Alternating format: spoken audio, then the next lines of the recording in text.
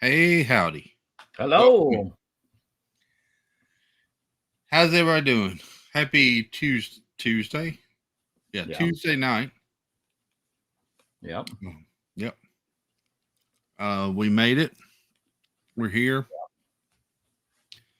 We're French. So Wee wee. we.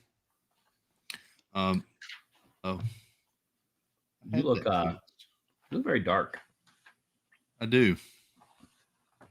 I had all right, we're just gonna have to cut that off. I had the thumbnail up behind me, and it apparently it decided to do its timeout thingy. So there we go. Welcome in, everybody. Hope you've all had a good day. Mine's been the same that it's been for the past couple of days, but there we go. Busy but worth it. Huh? Busy but worth it. Yeah. At least I think so. Let's welcome in the chat. And we got a book to get to. Welcome in Samantha Lowe, Kenneth H., Fred O'Malley, Marin Memphis, dear Debbie Bernfeld. Hello. Jan S. Disney, welcome in. Let's see. We got Chris S. Good evening. Wendy B. Hello, Wendy. Robert Dixon's here. Good evening. Nick D'Ambrosio, welcome. Chris Dye, howdy. Stephanie Caruso, good evening, Stephanie. Let's see. Scrolling down. My nose is itching. Jeanette Sebastian the Crab, welcome in. Jeep and Joy, good evening. Bill Steffen, welcome in from Kentucky. Jeep and Joy's my neighbor. Hope you survived the storms today, Joy. Let's see. Nathan's here. Welcome in. Sean Rogers. Good evening, sir. Howdy, howdy. Let's see. Monorail Molly. Hello, sis. Good to see you. And thank you, Arjohn's. Richard, I saw him tonight. Richard. Good evening, sir. Yep. Molly says, "Hi there, bro," and I guess hi to the guy next to you. Molly, he's got a name. His name's Chris. Donna Jaworski. Good evening, Donna. Donna. Howdy, Saw her howdy. tonight. You did. You ate somewhere I've never eaten before, and I've always heard good reviews of it. Did we ate at Olivia's? Yeah. Had the buttermilk chicken. I did, anyways. Pretty good. I was pretty That's what impressed. everybody seems to want to get when they go there. They changed the menu 3 weeks ago. Really? I think I got a steak frites last time I was there. Could be incorrect on that, but I think it's what I got. And they used to have a different kind of pulled pork. We were looking at the menu going, that wasn't there. That wasn't there. It's a different kind of pulled pork. They changed it 3 weeks ago. Wow. So Interesting. yeah. It's me, David T. Welcome in. Jeep and Joy said, yes, Stab Builds, just lots of rain today here. There was so much rain, Steve. Oh yeah. Our road, normally during a storm, our road doesn't flood. Yeah. And half of my road was underwater today. That's not good. There was water standing where I've never seen water standing. From the stream last night, it rained nonstop and heavy until about 4 o'clock today. We got some pretty good wind. I was sitting with the headphones in, waiting on everybody to get there because I went straight from work. So the big storm's coming this way. I was driving this way. We were going to hit head on. I beat it to Old Key West before it got there. It was like right on top of me when it got there, but it didn't rain. It started raining a little shortly after. Sitting there waiting on everybody else to get there and had my headphones in. And all of a sudden it got really, really loud. And like the alarms were going off. Then I heard everybody else's phones going off. We were getting tornado. I think I sent you that we were getting tornado warnings and everything else, like the emergency alert system type warnings, because they found some tornadic activity in the area. So, I told my mom and she's like, please be safe. I'm like, Mom, I'm at Disney. They built it for hurricanes. I've got to be closest to being in the safest place I could possibly be. So, Yeah. We were okay though. A lot of rain, a lot of wind, a lot of lightning, thunder. The wind is really ridiculous, up to 46 miles an hour wind gust right now. So we were supposed to have really bad winds here today. They called off school today, did home learning. Tim Rempel, welcome in, buddy. Because they were expecting high winds. Here at the house this morning, no wind. IB Rebecca, welcome in. But just tons of rain. I head to the hospital. As I get about halfway there, it's like someone flipped on the ceiling fan and it was just blowing sideways. I get to the hospital. Mom calls me. She says, "Where are you?" I said, "I just parked." Literally, I just parked. She said, "Okay, hurry up and get in." The nurse just came in and pulled down the blinds in the room and said, "There's a tornado watch. Yeah. And if it moves to a warning, they're going to have to relocate us." Yeah. I was like, well, this is going to be fun. So you just said that's conditions are favorable. Warning means there's been spotted activity. But yeah, it was crazy, man. Crazy.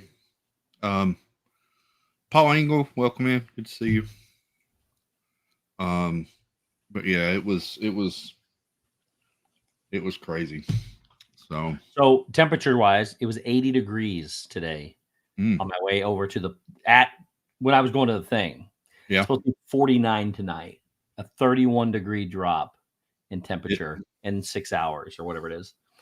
It hadn't dropped like that here. It was like 53, 54 today. It's 45 right now. It was 80 degrees on the money, and it's now 59. So it's already dropped 21 degrees in 3 hours. Yeah. Yeah. That and Florida, keep in mind the water in the air, the moisture, and everything. Yeah. That's like somebody turning on the Han Solo freeze box. I mean, it's cold. Yep. So hope everybody else came through the weather okay. I know some of it was headed your way and to the west. I know I think Gonzo said they were without power. I saw several power crews on my way home from the hospital. Yeah. This evening. Donna, poor Donna wore shorts. It was 80 degrees when she put them on. She walked outside and the temperature just started dropping. Oh, wow. So I started watching Live Radar, Evan Freiberger at 4:30 this morning until like 9. Yeah. So, KDY, welcome in. Snow ended last night and now it's 20 here. Wow. Sounds cold. I was thinking about that today though, Steve. I was like, it was just pouring and I saw all this rain water standing everywhere. Yeah. And all I could think was, if it was only 20 degrees colder, we would have one awesome snowfall. Yeah. It's 1 inch of rain is equal to 6 to 7 inches of snow. So it could be some big snow some places. That would have been amazing, but that would have rivaled the blizzard of 93 that we all talk about. But anyway, it's a southern thing. Yeah, ours in Indiana is the blizzard of 79. Yep. So, we got book club tonight. We'll be reading chapters 4 through 7 from Once Upon a Dream. Yep. Tim said they've got rain all day. Thankfully, they dodged the snow. Very nice. So you had quite the mixture of weather last night, didn't you? Wasn't it sleeting and back and forth? It sounded like it was a little bit of sleet in the very beginning last night, but it ended up just being all rain. Oh. It didn't last sleet long. I heard it tinkling off. Yeah. Anyway. Weenie B remembers the blizzard of 93. He got stuck in a mountain in the North Sea. The blizzard of 93. That's the one that got you. Yep. I don't remember that. I don't think it was the great ice storm of 2014. So, yeah. Anyway. You're getting old when you start remembering storms by the year they happened. There was a blizzard in 93 and the ice storm of 14.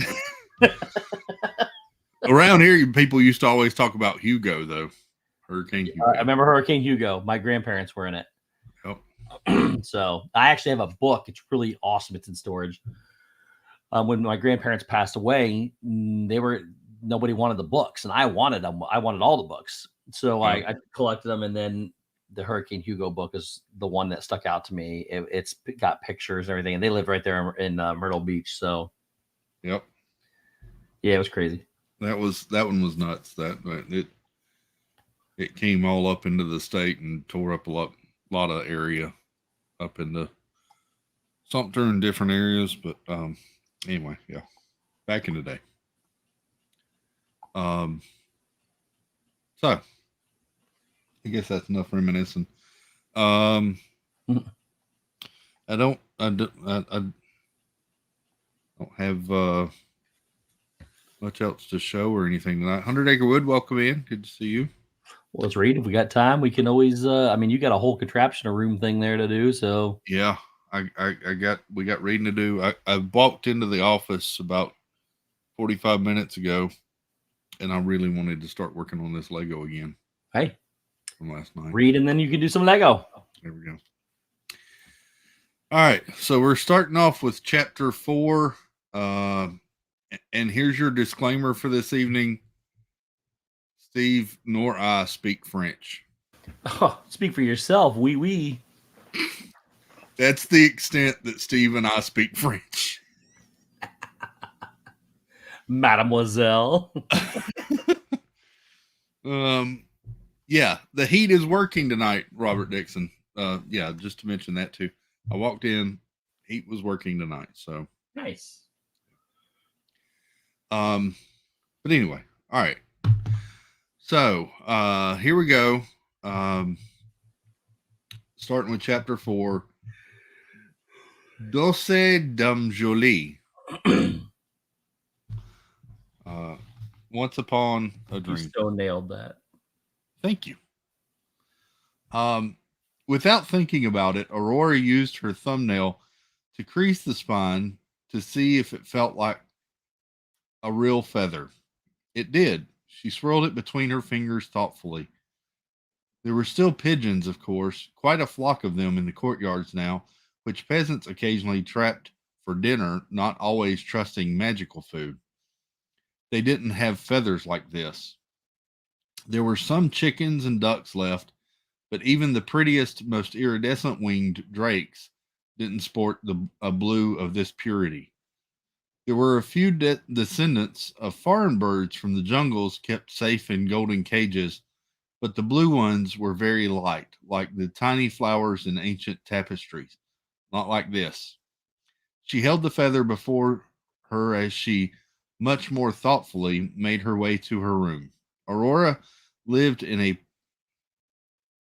prettily decorated suite on the second floor of the castle.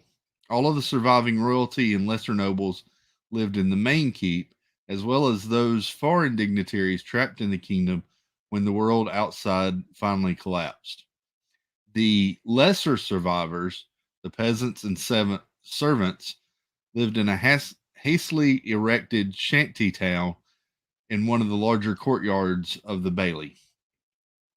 If Aurora didn't look too hard at the thick vines covering her window, and there were a good strong lantern glowing, she could pretend it was a completely normal royal prince's bedroom. There was a frothy and berry boned, oh wait, my page jumped. Berry boned pink canopy bed on a railed dais, a wardrobe with gilt moldings in which hung a stunning number of beautiful gowns, a vanity with a pitcher and basin of beaten silver, a tiny couch with silk pillows, and a lovely little table by the fireplace with long, elegant legs. There was also a bookcase full of books that hadn't worked properly since the world had ended. Most were missing great patches of text and illustrations. Many were simply blank. The works the words that remained were often in languages that weren't even real. An effect Maleficent had explained of the world destroying evil magics that King Stefan and Queen Leia had unleashed. They'd literally broken the land and the minds and inventions of men. The Queen's powers were not great enough to restore everything fully. They were barely enough to keep the remaining population alive. And so the books remained mostly blank, and cloth had to be woven from threads summoned by magic. Spinning wheels hadn't functioned the way they were supposed to in half a decade. Right then, Aurora's bed looked especially inviting. The servants had made it up all plump and pretty, and she did love dancing, and she was going to be up late that night. There was also a little matter that when she wasn't twirling, her favorite thing was lying down and dreaming the hours away. Her bed was always her favorite place to be. She could spend the entire day in the dark under its covers. Eventually, night would come, and sometimes there were more interesting at night. Things were more interesting at night. As much as anything was ever interesting in the castle at the end of the world. And when the nights weren't particularly interesting, well, at least she had passed another of the endless days away. She gave in, collapsing on her back on the fat mattress full of feathers. She twirled the blue feather in her fingers. She had never seen the minstrel in any of the other courtyards or baileys. He tended to stick to shadows, interior rooms, secluded areas, like a burglar or a cat. Bright light hurt his addict's eyes, and he was more uncomfortable than most looking up at the giant vines that blocked the sky. Perhaps that's what he meant by outside, not outside. Poor crazy drunken fool. She sighed and reached up over her head to grab one of the broken books, one with an easily memorable design on its cover, and started to place the feather between its heavy, insane pages. At the last moment, she changed her mind and put it in a little silver pouch attached to her girdle by her chatelaine. Chatelaine. We're going to go with that. A once living thing, wherever it was from, didn't deserve to be pressed in an inanimate object, filed away like an ancient manuscript. The princess would keep it with her until she figured out what to do with it. She thought of the different feathers she owned and let out another sigh. Instead of going to sleep, she sat down at her pretty little table, took up her white swan quill, and set herself to solving the math problems on the precious scrap of vellum before her. After fortifying the castle, making living arrangements for all within, and working out whatever magical source of food she managed, Maleficent had turned to Aurora's education. The king and queen had neglected everything for their unwanted daughter: basic reading and writing skills, needlework, the sort of useful hobbies royal ladies were supposed to know, even etiquette and geography. The new queen immediately set out to rectify this with a half dozen tutors, adding things to the mix that weren't necessarily princessy, like math, which Aurora was terrible at. Some things came to her naturally: singing, playing the recorder, kindness, patience, and sewing, even if it would be years before her needle skills were up to that of a 12-year-old's. Her fingers were often covered in tiny pinpricks from embroidery, and Maleficent had suggested, with the kind of laugh, that she put off carding and spinning until she could be trusted with the sharp point of a drop spindle. But numbers, and anything having to do with numbers, that was another thing entirely. Aurora privately wondered if there was a reason princesses weren't taught math and alchemy or the workings of the world. Maybe they just couldn't grasp it. Still, she forced herself to pay attention when the old castle treasurer patiently demonstrated the magic of adding and subtracting amounts with tally sticks and abaci, and the castle carpenter showed her the measurements and forms with strings and weights. When she tried to do the exact same problems on her own, however, they never made sense. The numbers swam in front of her, and the little counting lines seemed to multiply of their own volition. Her ability to draw was negligible, and her squares often looked like mush. But Maleficent was trying so hard with her adopted niece that Aurora forced herself to keep working in secret and private. She kept herself going by imagining the look on her aunt's face when she finally showed how she could divide an ink flock of sheep into 5 equal smaller herds. Aurora drew a tiny ugly scribble of a sheep. Then she drew 4 more. She counted them. There were 5. She drew 2 more farther away. Now there were 6. She frowned, looking at the paper. Maybe 7, 8? She tried it on her fingers, pretending each one was a warm ball of wool, white wool. Did you count the beginning one and the last one too? Or was it like the pages of a book where you didn't count both ends? She spent 10 more minutes trying to make the 2 groups of sheep add up. She was pretty sure it was around 7, but the lack of precision was giving her a headache. Finally, she threw herself on her bed in frustration. She would never be as smart and powerful and elegant as her aunt. Sometimes she felt that Queen was just humoring her. Sometimes she felt the slightest stirrings of anger at always being told what to do. Go take a nap. What was she, a child? Oh, you couldn't possibly help with these unimaginable complex party preparations. Aurora was meant to be a queen someday. She could handle a party. Sometimes in the secret safety of her canopy bed, in the backest reaches of her mind, she wondered if her aunt really had the best intentions for her. Why couldn't she be let in on the magical runnings of the castle? Why couldn't she watch and maybe learn how Maleficent summoned the food, drink, and other luxuries they managed to consume despite the destruction of the world outside? And how long did they have to stay cooped up in the castle anyway? When would it be safe to go outside, even for a short while?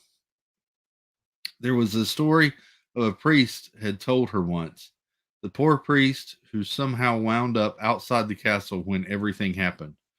About the first time the world was destroyed by water, not monsters.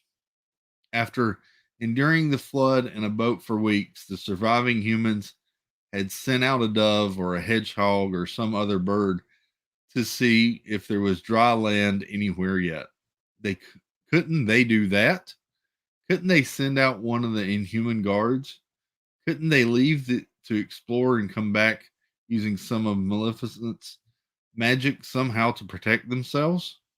Had the Mistral really made it all the way outside and back? The exile, and only one ever forcibly sent out of the castle, had never returned. But he probably didn't want to face the queen's wrath. He had challenged her right to rule. He was a real king, he said, not some strumpet of a fairy too big for her britches. It was upon reflection, luckily for him, she didn't just obliterate him on the spot. Maleficent had a streak of temper, though she tried to shield her niece from it. Aurora grumpily spun her over on her bed and put her pillow over her head. These were the thoughts she was most ashamed of. Ungrateful thoughts about the woman who had saved what was left of the world. Aurora had too much of her parents in her. She seemed to lack basic human gratitude for what she had. She wished she had magic powers. No, her mind quickly said, not like what her parents had received, not even as much as Maleficent just a little, just to be able to see whether what the world was like out there now, how it was changing or healing, or what it had been like before, back when there were animals and people and the books all worked properly. It was getting hard to remember anything. Another effect of the evil changed land. She wished, and a book fell on her head. Before you go on, Chris, first off, check your phone. But also, we didn't talk about how we got to this point. Yeah. Because I'm still confused. So is the world for sure underwater? Is it really this? I mean, I can't remember. Is this like a hidden thing? I don't remember what we talked about last week. So, the world was destroyed. Maleficent saved basically the castle, but there's like thorns and a wasteland supposedly outside of the castle. Supposedly. So we don't have proof yet. We don't have any proof yet. Okay. And Maleficent uses magic. If you remember from the movies, the little warthogs and other little creatures, she uses those to help run the castle and cook and different things now. Okay. I couldn't remember if like there is because she just said they sent doves out and nobody ever got, they saw the water. I wasn't sure if they actually saw this or if it could be just like a prison. I think what that is referencing to is Noah. Yeah. She's referencing back to Noah. Yeah. But no, they haven't sent anyone else other than this one person that they call the exile that Maleficent banished, basically. And they never came back. And never came back. Okay. The king and the queen are still in the dungeon, and they're in like some sort of a zombie trance. They don't move. They just stare blankly into space, basically. Got it. Okay. Yeah. Carry on. Sorry, we didn't. We always usually talk about the recap, and we didn't do that this Yeah. time. So there we go. Chapter 5, in the cards. And she just had the encounter with what they claim was like a drunk or drug addict priest who tried to warn her or tell her that the outside was okay. I remember that now. That's right. And he had given her that feather that she was playing with at the beginning of this chapter. Sorry, we didn't recap beforehand. Yeah, I completely forgot. And then as you started reading, I was like, oh yeah, I forgot this is confusing. I don't even remember what we talked about last time. So, okay, let's carry on. In the cards, chapter 5. Princess Aurora sat up, surprised by the sudden cascade of parchment pages that fell on the floor. Not a book, a deck of cards, brightly colored, intricately painted cards whose pictures were all still intact. She picked them up with just the tips of her very careful fingers, as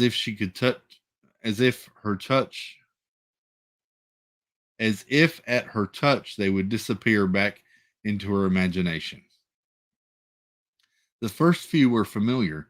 They were the kind used for games that people in the castle often played to pass their long hours of confinement. A 3 of swords, a 9 of cups, a 2 of hearts, all in the bright and simple heraldic colors of the kingdom. An 8 of chairs, a 13 of dolls, a 0 of castles. The numbers were elegant, elongated, and golden, just like the ones she drew in the air when math was easy. A strange ache throbbed where she had been hit in the head by the cards. What golden numbers? When was math easy? That never happened, except perhaps in a dream. She shook herself and flipped to the next card, a joker. Aurora frowned at this one. The figure sported the usual impish grin of his kind, but his motley seemed ragged. His face was long and narrow, and instead of a scepter or wand, he carried a lute. He looked, all things considered, a trifle too much like the minstrel. And after him came even stranger cards of equally bizarre suits. A 1 of suns, a shining yellow ball, golden rays streaking out sharply at the edges of the card. Aurora held it close to her face, wondering at the detail. She wished the artist had left some room for a hint of the blue skies she couldn't remember anymore. The sun seemed so joyous at its own energy, as its eyes were simple curves, squinted shut, its mouth almost non-existent. But did the real sun actually have a face? Aurora wasn't sure. She couldn't remember. In the picture below it, a naked child happily rode a pony over hills of so green she was tempted to pick at the paint with her fingernail.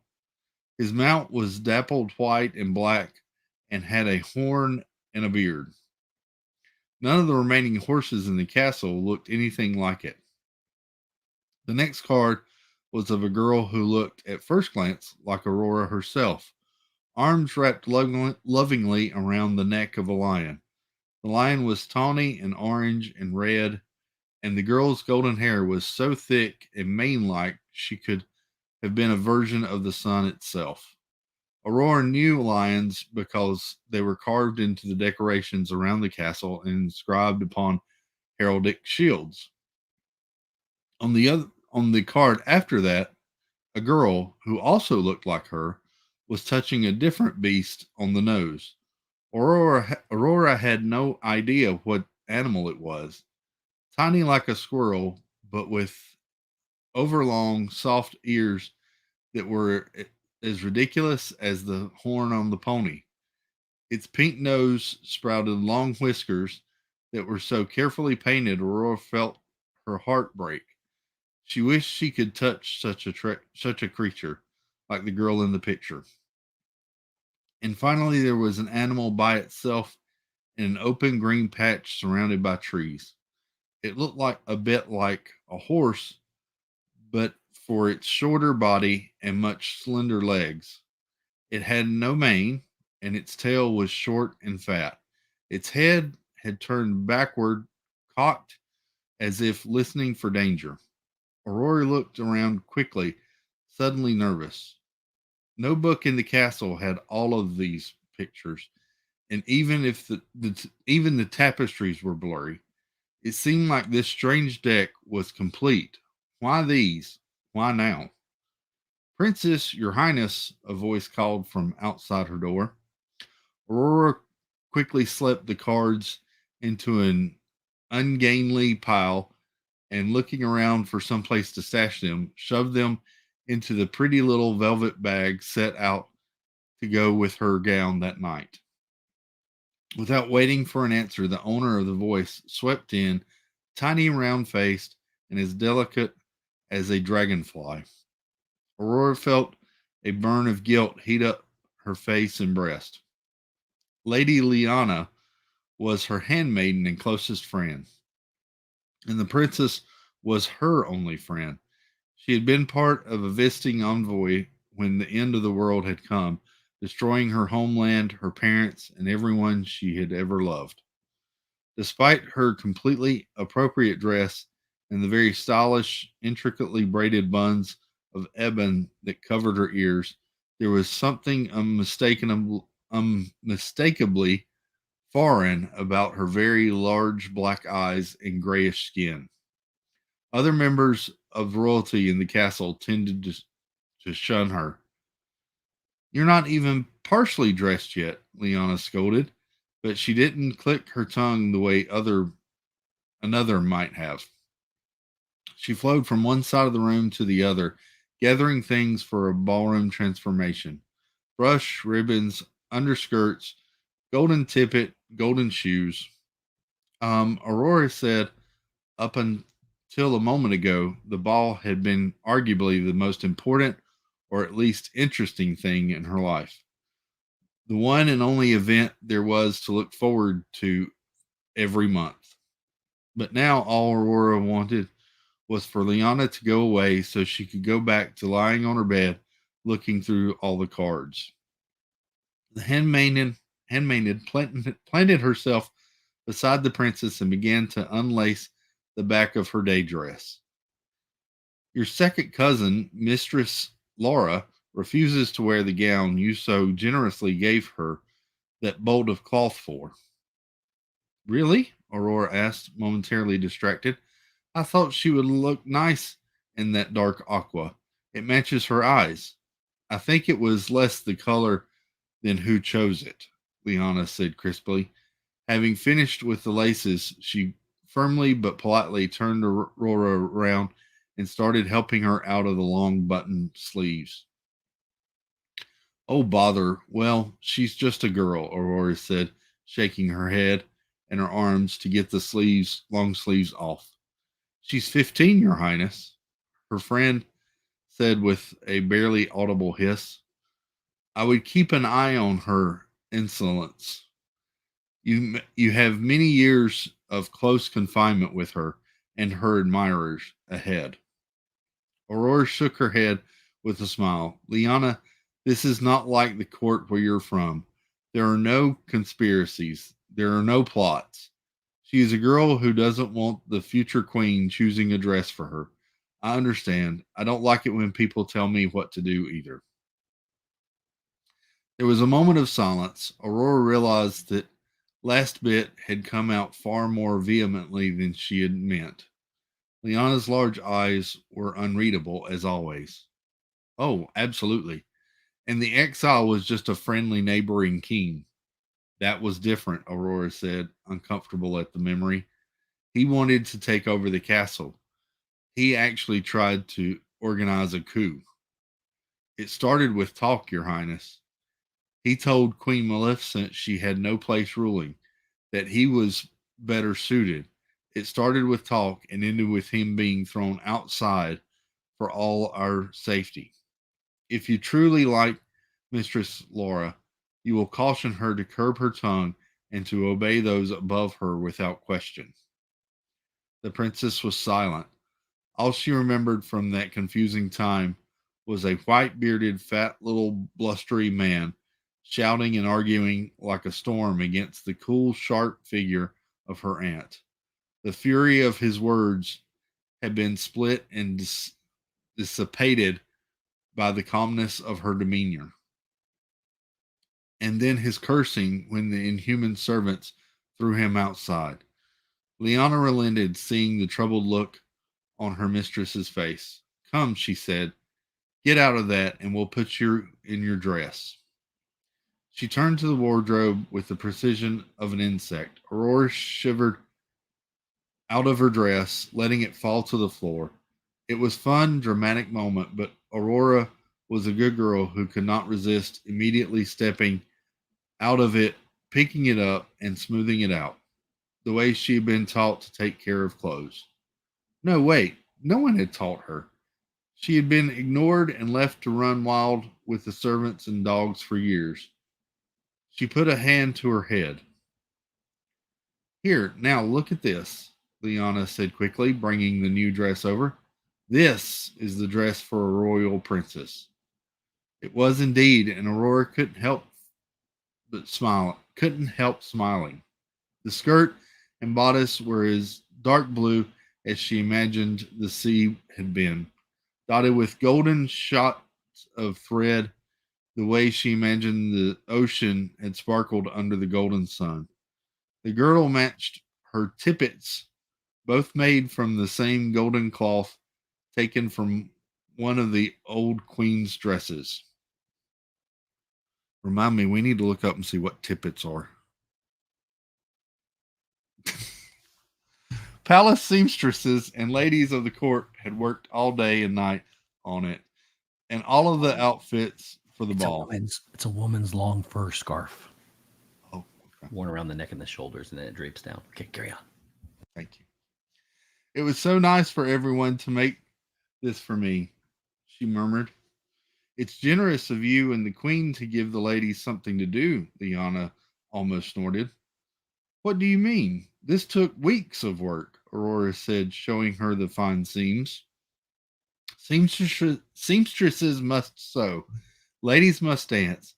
Everyone does what they must do, or we will all go mad here, the handmaiden said, holding the skirts so Aurora could step into them properly. I have seen them work, their needles flashing in and out like they are driven by the devil.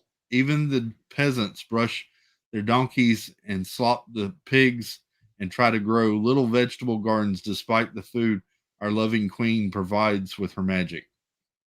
They cannot stop themselves. Everyone must be what they must be. And ladies in waiting, Aurora said with a gentle teasing smile. We wait, Liana said with no hint of humor. But you don't have to, the princess said gently. It's nice that you're serving me, and I love you as a friend, but do you want to do anything different? Liana stared at her, wide black eyes unblinking. I am only here at all because of the grace of your loving queen, our loving queen, she said flatly. I am grateful for my continued existence. Aurora bit her lip. What she had mistaken for insensate following of orders was actually overwhelming gratitude. Liana felt blessed that she was simply still alive. Anything she did now was a joyful celebration of that. I'm sorry, Aurora said softly, taking her hand. I didn't mean to insult what you do. I just wanted to say, if you wanted to do anything different, marry someone, maybe. I don't know. I'd miss your constant presence, but I completely encourage it. Liana finally blinked. Thank you, Princess, she said. Then the moment was over and the quick, knowing smile returned. For now, the princess must have her hair brushed and arranged by an expert. Sit. Aurora let herself be gently pushed onto her pink cushioned chair. She looked into the hazy silver mirror as Liana took her locks and brushed down long strokes over and over again until they shone. Your hair is so beautiful, the handmaiden sighed, like spun gold. Even though always said this, she said it with feeling every time. Aurora looked into the mirror and smiled. She was pretty. She was a royal princess. There was about to be a ball. These were things she could, once in a while, allow herself to be happy about. Mine is the ball. Everyone in the Thorn Castle attended the monthly balls, while the peasants here in the secondary hall and the servants were, of course, serving, but no one was left out. Everyone got wine, cider, food, salt, and a chance to hear the musicians play. Long silk swags in every shade of blue hung from the walls and billowed out over the ceilings to suggest what the sky used to look like. Magical bronze fountains bubbled water that was tinted slightly blue for effect. Artificial streams ran down troughs in the middle of the great tables like actual streams once did, perhaps. Although they didn't quite tinkle properly, and they didn't as they did in Aurora's dreams. The tables had been draped with old blue and green tapestries. Their pictures were blurred and gone. Blue dishes and gold plates were arranged to cover them up so no one would see and grow uneasy. There were always golden plates at the feasts. It was the only thing Maleficent ever insisted on. Golden plates and golden domes over the food to keep it warm. Seeing them always made the queen smile, though she never said why. Chandeliers and great pillar candles and torches in the walls all flickered with dancing blue flames thanks to Queen Maleficent's magic. The musicians played in the space in front of the three great tables, long blue streamers tied to their horns and mandolins. They sat in what looked very much like a broad wooden washtub, but which people who remembered insisted was a boat. Even the minstrel was there, albeit with discreet golden chains holding him to the closest pillar as a guard standing nearby. He had apparently been allowed a furlough from his forced recuperation just for tonight, and though his eyes were red, bloodshot, and watery, he was picking his lute with the speed and skill he was renowned for. And acting otherwise completely like his normal self, Aurora found and acting otherwise completely like his normal self.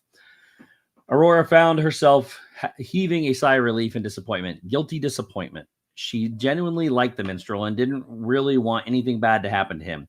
But with him playing and everything back to normal, it really did seem like what he said about the outside was nothing but the raving of a drunk. Everything would go on as it had before. She forced her attention away from him and back to the revelers. The nobles of the castle were dressed in brilliant blues, Prussian velvet doublets, cerulean linen skirts, periwinkle bodices, sapphire roundlets, cobalt capes, all swirling and undulating as people talked or danced or made their way around the room. Aurora watched the scene from her vantage point next to the throne with a satisfied smile. On the royal dais, looking down at the entire room, she imagined she was also on a boat, watching waves crash against each other in dance after dance. Maybe it really was like the sea. Maleficent wore all black as usual, but with a nod to the theme of all of the festivities, she had changed her horned headpiece to a slightly iridescent blue and wore matching iridescent wristlets. Aurora shifted her legs in a slightly unprincessly manner. Her decorative bag hung heavier than usual. It was only when she looked down that she saw the uneven corners of the card sticking out of the top of her velvet pouch. "Something the matter, my dear?" the queen drawled. "No, it's just..." Aurora fumbled with the bag and loosened its drawstrings. "I found these earlier. I was going to ask you about them." And she handed the deck over. She wondered if that was strictly true. She had no hesitation in showing them now, but if she hadn't been caught, would she have? Ah, Maleficent's eyes widened for a moment, but the sound came out of her mouth long and quiet. Aurora had no idea how to interpret it. "This is how the world was before your parents destroyed it. Behold, the sun, a unicorn, a lion, a rabbit, a deer." As the queen named each card, Aurora found herself mouthing the words she didn't know after her trying to remember. "And so on. You shouldn't look at these, dear. They will only make you sad. They are all gone from this world, never to return." Maleficent let the cards tumble from her fingers to the ground. Aurora watched, tears springing into her eyes. "Couldn't you," she whispered, "couldn't you with your magic?" There is no magic in the world powerful enough to bring back that which is truly dead and extinct. I'm so sorry, my dear. You should, sadly, put it completely out of your head. It can only cause you sorrow. Aurora nodded mutely, trying not to sniff. Maleficent put a finger to her niece's chin and gently forced her head up. See, it is already ruining your fantastic party. It's unfortunate you ever saw these. The princess took a deep breath and tried to compose herself. Through the blur of her unshed. Sorry. Sometimes the simplest words just don't look right when they're put there. Through the blur of her unshed tears, the golden numbers on the card gleamed and twinkled from the floor, refusing to be trash. The queen also regarded the cards on the ground and began to tap on the edge of her throne with the long black fingernails. Where did you find these anyway? She asked casually. Aurora shrugged. They fell off my bookshelf. I never noticed them before. All of the other books are, senseless or blank. Of course they are, the queen said, nodding, seeming relieved. You must be careful, my Aurora. The outside has ways of getting inside. My powers can stave off the physical attacks, the bigger monsters, and obvious threats of invasion, but evil has a way of slipping in through the cracks in your mind. Wishes are powerful and dangerous things. Do not wish for things that can never be. Yes, Aunt Maleficent, the woman's words had been said as gently as possible, and there had only been the mildest tone of chastisement. Yet the princess was once again filled with shame at her ingratitude, her silly little girlishness in wishing to see something that would never be again. Things were long ago destroyed by her parents and their evil wishes. Oh, darling, don't be grumpy, Maleficent said with a smile. Enjoy your party, dear. Look how much fun everyone is having thanks to you. The queen indicated the crowd with an elegant and dramatic wave of her fingers. While she was looking away, Aurora quickly used an agile foot to sweep a few of the cards out of sight under the train of her gown. Only then did she follow her aunt's example and look around. Liana was clapping along the far side of the room. She never danced. When she saw the princess looking at her, she nodded her head slightly. Aurora turned to follow the direction of her nod and saw, dressed in a worn velvet doublet that was certainly not his own, the stable boy Kale. He had his head thrown back in laughter at something one of the serving girls said, his thick brown hair tossed behind him like a mane, but his eyes were directed at Aurora, and he grinned. She didn't particularly fancy him, but grinned back anyways. A young man who wanted to dance was a young man who wanted to dance, and in the castle at the end of the world, there weren't a whole lot to choose from. On the other hand, there was also Count Brodeur, who never looked away from her eyes when they talked, who flattered her and spoke sweetly. An older and wiser man than a silly stable boy, someone she could discuss things with. She picked up her skirts and secretly the cards and hurried down to join him. Your Highness, the Count said, turning and executing a low, sweeping bow the moment he saw her. His blue cape flew out behind him like the tail of a magnificent bird, a peacock or a badger or something similar. His peppered gray mustache tickled the back of her hand as he kissed it. A word, if you would, she asked, trying not to simper and giggle, though she couldn't stop the smile forming in the corners of her lips.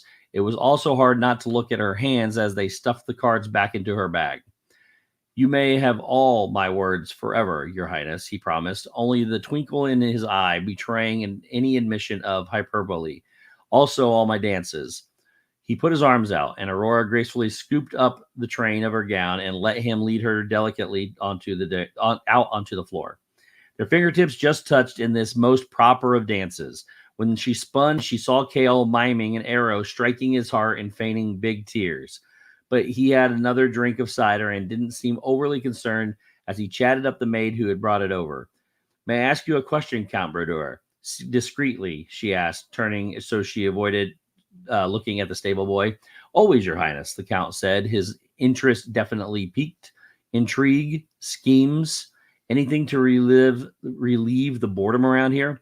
Aurora chose not to think about the rumors concerning how Brodeur relieved his own boredom. She also chose to ignore Liana, who was watching them closely with what looked like a frown on her otherwise placid face. Nothing perhaps so interesting. She slipped a hand into her pouch and pulled out the feather. What do you think of this? The Count squinted at it, disappointed. It's just a feather, so what? The princess bit her lip, a little taken aback by his reaction. But it's not a pigeon feather, she pointed out, or a sparrow's, or Is this for a scavenger hunt? He asked, getting excited again. Is someone organizing another scavenger hunt? Aurora frowned. Scavenger hunt? Were there all sorts of games going on and the royal princess wasn't invited to? No, she said impatiently. The minstrel said he got it from the outside. Outside? The count stopped dancing and grabbed her by the shoulders in an entirely indecent and improper manner. Good sir, Aurora said as politely as she could, looking around nervously. When did he go? He's back in? How did he get out? What did he see? The count demanded, almost hissing like her aunt. I don't know. He was drunk. He's always drunk. He may have been lying, she stammered. Did he really go outside? Is the air out there good and sweet? He survived? You must tell me, he said, practically shaking her. Please, you're hurting me, Aurora said, fighting tears. People were watching. Despite the occasional breach of etiquette and the endless confinement of the castle, attacks on the royal princess, in public no less, just didn't happen. Two of Maleficent's servants were instantly on either side of her, bronze spears held at the ready. The count paled and immediately let her go. My apologies, Your Highness, he said, making an extremely low bow and touching his heart. I was overwhelmed. His face was red and his eyes were darting, unsettled. Aurora noticed that despite this, he had carefully phrased his apology such that it could be misinterpreted as to mean he was overwhelmed by her beauty. Everyone was staring, including Queen Maleficent, whose yellow eyes watched unblinkingly to see what she would do next. The princess wanted nothing more than to run away, to pick up her skirts and run out of the room, away from the faces, to run to bed and her solitude and her silence. But she was a royal princess in the Thorn Castle at the end of the world, and the wrong word from her would send this stupid man to his death. She drew up her shoulders, trying to channel her aunt. There is no trouble here, she said, voice quavering. As the count said, he was merely overwrought. You may return to your posts. The creatures slumped but obeyed, looking disappointed that they didn't get to rough someone up. The crowd turned away, also disappointed that the excitement was over. The count gave a subdued, if sullen bow. She hurried away from him, anywhere, toward Mistress Laura, who was sporting an extremely bright orange dress instead of the aquamarine she was supposed to. And Aurora kept the feather and the minstrel's secret to herself from then on, as safely locked in her heart as they all were in the castle. We're all mad here. What else is that from? From Alice in Wonderland. That's it. We're all mad here. A month passed. Soon it was time for another ball. This time the theme was gold. People assumed it was bright metal kind in coins and necklaces, but that wasn't the sort of gold Aurora was imagining. She was imagining the sun. She tried not to think about it. She tried not to wish for it. She tried to be like Liana, thankful and grateful just for being and there being a sun somewhere up in the sky at all. She spent a lot of time lying down these days, trying very hard to be grateful when she wasn't just staring into space. Trying not to feel restless or caged, once in a while, the sun would push one ray through the protective vines on her bedroom window, and its thick, heavy light would make its way to her bed. She would lie in its warmth for hours, like a cat in front of the fire, wishing it would cover her entire body. Sometimes she would spend a whole afternoon watching little motes of dust doing their slow dances in the golden light like lazy, otherworldly fairies. Sometimes it seemed that if she just concentrated hard enough, she could make them dance the way she wanted them to. They performed whole ballads and routines just for her, each one unique, each little dancer jagged and golden. Sometimes she drifted off during the performances, which might have been rude, but was also unavoidable. Sometimes she would waste the hours observing a single spot of sunlight slowly moving across the room and up the wall before it disappearing. She slept a lot. Lady Astrid, a second cousin from somewhere on her father's side, was one of the few nobles who noticed her complete dropping out of even the tiny and desperate life those in the castle led. The short, plump woman showed up at her door in the middle of one of the many endless afternoons with a needle and a frame and a look of steely determination. Your Royal Highness, I think maybe some useful work would help you cheer up and pass the time constructively. Umber. So what that says? Yeah. Lots of M's followed by random consonants. Aurora said into her pillow. She didn't have to get up for a lady. I beg your pardon, Your Highness. Thank you, but not today, Lady Astrid. I'm not feeling up to it. Your Highness, Astrid said through clenched teeth, I do believe this is for your own good. Prithee, get up off that bed and start acting like a princess and not a lazy, spoiled brat. Aurora sat up at that, shocked. If the queen's servants heard you speaking to me that way, they would throw you into the dungeon. Fat lot of difference that would make around here, the older lady said pleasantly, and there aren't any around. Thank heaven for small miracles. Now, are you coming? There's no seat in here comfortable enough for my robust aging backside. And Aurora, whose basic mode of being was to do nothing, or to do whatever she was told for what want of any good reason to do otherwise, followed Lady Astrid meekly to the closest study. It was a slightly more interesting way to spend the time than staring into space, despite the little pricks of blood on the cloth, the countless times she had to squint and rethread the needle, and the general mess she made of the piece. Fortunately, it was just a sampler, nothing fancy. Eventually, she got into a groove and made little rows of knots that weren't too terrible. You do this every day, Aurora asked, frowning at where the needle was stuck on the backside of her cloth. Every afternoon, Lady Astrid said briskly. She sat in a larger, more comfortable chair closer to the fire. Her brows furrowed as she did a tricky bit, beautiful arched brows above her plump and sagging face. After lunch, before the nones, my mid-afternoon prayers. You have a schedule? Of course, you have to keep a mind and body busy. Idle hands are the devil's playthings. Rise, dress, stretch, matins, breakfast, a brisk walk around the castle for digestion, Loud's mid-morning snack if it's available, a visit with some of the older residents, or laundry inspection, mending, etc. Terces. Perhaps a little liturgical discussion with Lady Carlisle or the Marquis Bello lunch. Said such a quick prayer for those precious souls we have lost out our confinement here, review of the stores, or alternately review of the servants, a tour of the lamentable remaining greenery in the courtyard, see if there's anything for arranging or decorating. Goodness, the princess said, you have every minute of the day planned. I would go mad if it didn't, the lady said, a half under her breath, and more people would do better if they did, she added pointedly. The princess paused in her work and bit her lip regarding the funny little woman. Some of the nobles, like Brodeur, had fallen into strange excesses during the confinement, which everyone tried to keep Aurora from hearing about. Here was a plain Jane, sensible old lady, despite being a little boring and plenty judgmental, had adapted to life in the Thorn Castle as best as she could and made herself useful wherever she could. Level-headed. Aurora fingered the little pouch on her chatelaine. She had decided not to tell anybody about the feather since the incident with Brodeur, but this prudent and low-profile woman didn't seem like the type of person who would make a fuss, like Brodeur. After a moment, she came to the decision and pulled out the feather. What, Lady Astrid, what do you think of this? And for once, the lady looked astonished.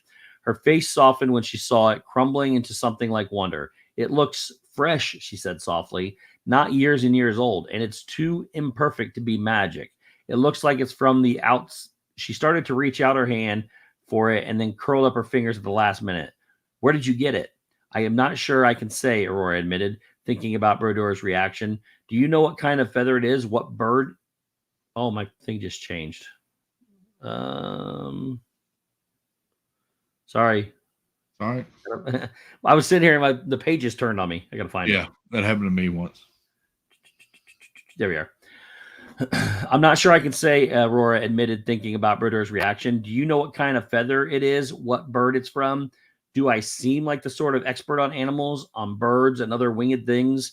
Astrid said sharply, regaining her composure. Since it cannot be from the outside, I'm going to assume it's from a pigeon or one of those other flying rats that haunt the Bailey. She went back to her work. Aurora looked at the feather glumly. I wouldn't talk to anyone else inside the castle about the feather, Your Highness, the lady added quietly for a moment. If you ask me, people are a little tense and stir-crazy, and the walls have ears.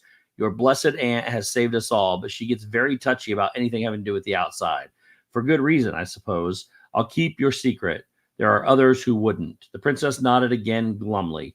She wished she had spoken to Astrid before the last ball. Was Count Brodeur already telling everyone her secret? Or worse, would he tell her aunt? Aurora wouldn't get in trouble, most likely, but the poor minstrel Right now, he was enduring her wrath for his public drunkenness. How much worse could it be for him if her aunt found out he went outside? Aurora put the feather away and went back to sewing. It was better, she supposed, than doing nothing at all. The days leading up to the ball were particularly grim, though sometimes days were hard to count with little sun and no moon and clocks that didn't keep hours in any way that made sense.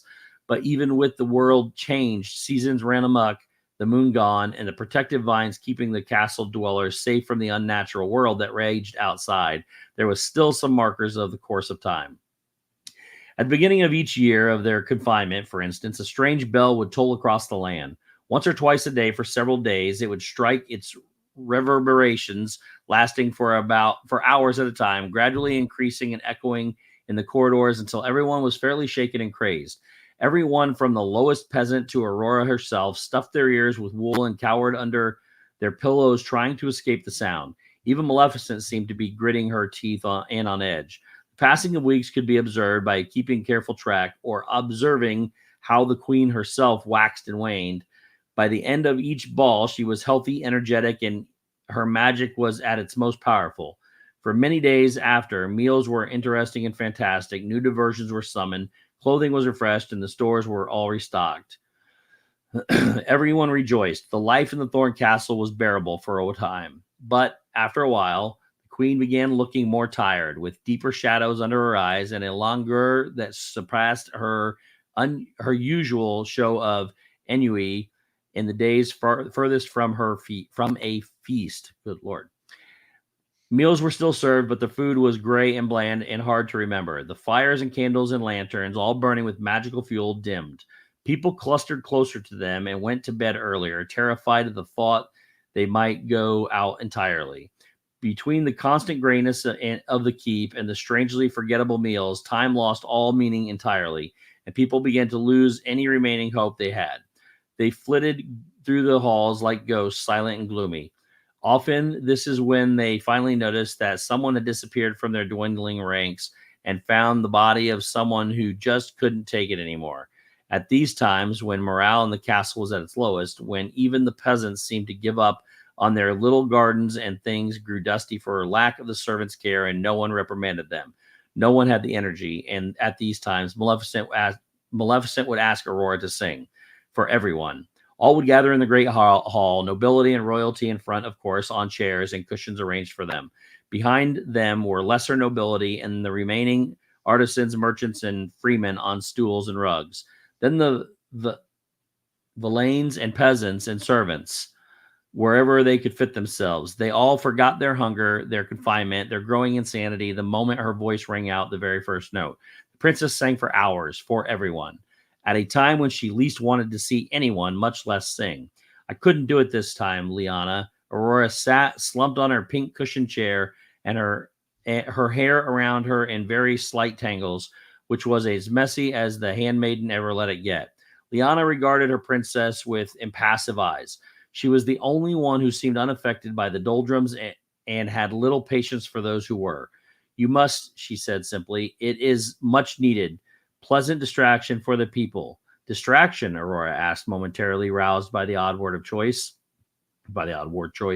Liana shrugged impatiently. She picked up her brush and began brushing. From their depression or sadness or whatever it is that has you people so low. And besides being just a nice thing to do, your queen asked you. You should obey, happily. I know, said the princess sighed, slumping again. I just hate it. I hate standing in front of everyone singing. Singing is just something I do. For me. I feel like I'm on display up there. You are on display, Liana said with her usual bluntness. You are the beautiful princess, a shining beacon of hope. You were given beauty and song and a royal title and absolutely gorgeous hair.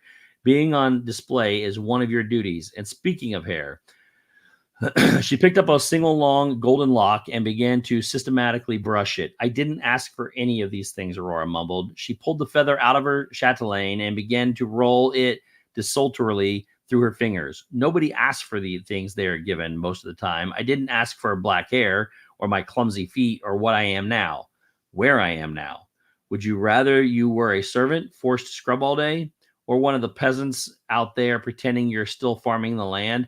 It's rather ridiculous, you know. I actually heard several of them discussing the prospect of breeding those sad, silly sheep they keep in that petting zoo, trying to save the line and the horses.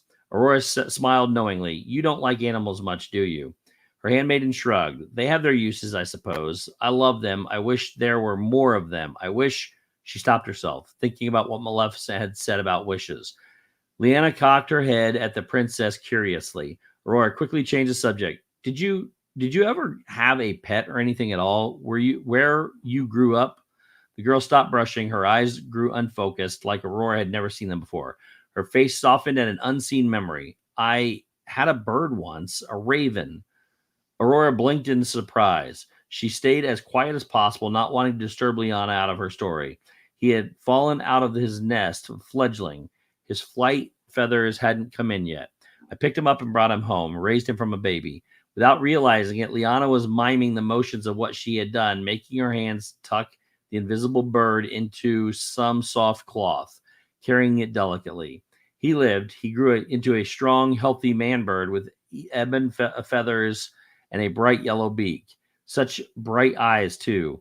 He went with me everywhere. He sat on my shoulder. He sat on the back of my chair behind me at meals. He never left my side. Lyanna trailed off, lost in memory. Aurora didn't want to break the spell, but couldn't help asking, what happened to him? And the spell was broken. Her handmaiden shook herself. He was turned into stone by a fairy, a stupid, stupid fairy. The only thing I ever loved, she killed him. I'm so sorry, Aurora said, reaching out to clasp Lyanna's hand. It seems like fairies do nothing but evil to all of us. The other girl looked down at her princess's hand, clasping hers, then up into Aurora's face. A rare, confused stream of emotions ran across her own. I know a song about ravens, Aurora said brightly. I'll sing it to you tonight, just for you, in memory of your friend. Thank you, Your Highness, Lyanna murmured. She smiled too, a genuine, rare smile from her heart. Unused to the expression, her face only allowed half of her mouth to tilt. But if the royal princess could bring even a little happiness to people tonight, as she had her handmaiden, she would absolutely do it. And do it gratefully and happily every time Maleficent asked, Aurora decided, no matter how much she hated it. Yeah.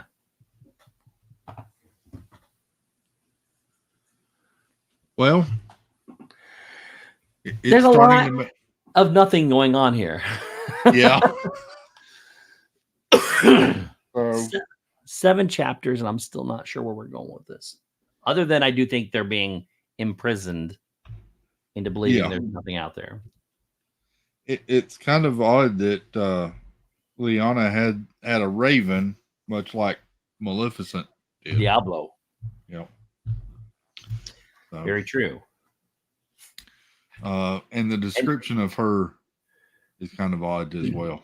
They also she called him a man raven. Uh-huh. Which, if you've seen the movie, obviously, Diablo turned into a man. Yeah. So it's quite interesting.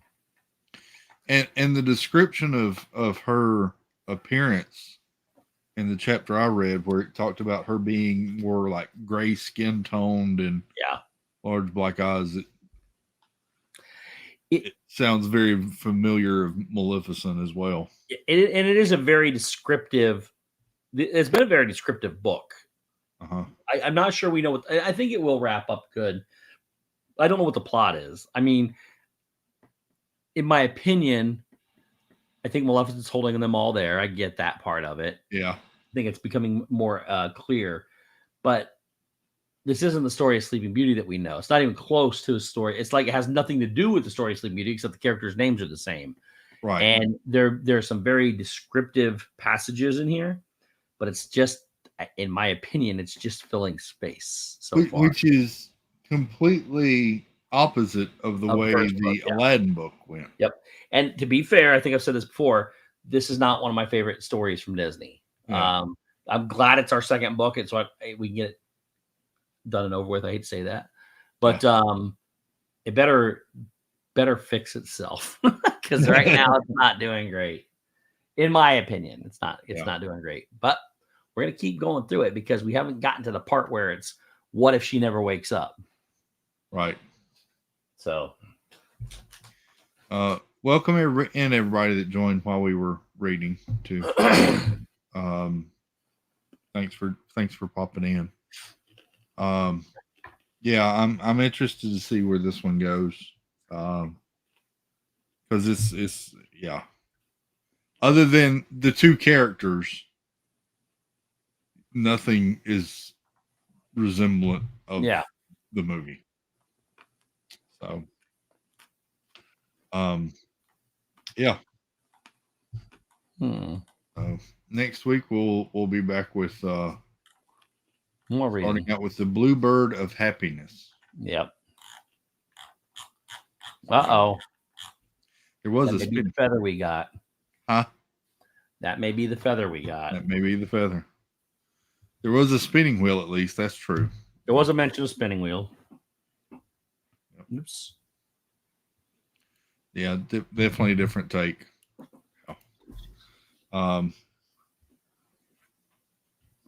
Yeah. So this one's twisted. I mean, from the very beginning of the movie, like the first few minutes of this movie, it twisted even before the movie started. It seems like it did, but it's not what the whole twist of this book is supposed to be about. Yeah. So I'm just confused. Yeah. The spinning wheels haven't been as good as they were 5 years ago. Nicole said, I missed the very beginning. Can you start all over? Sure. No. That's what the replay's for, Nicole. Yep, there you go. Team replay. Team replay. So there we go. That's our book for the night. And it looks like it's raining here again. Woo! So there's that.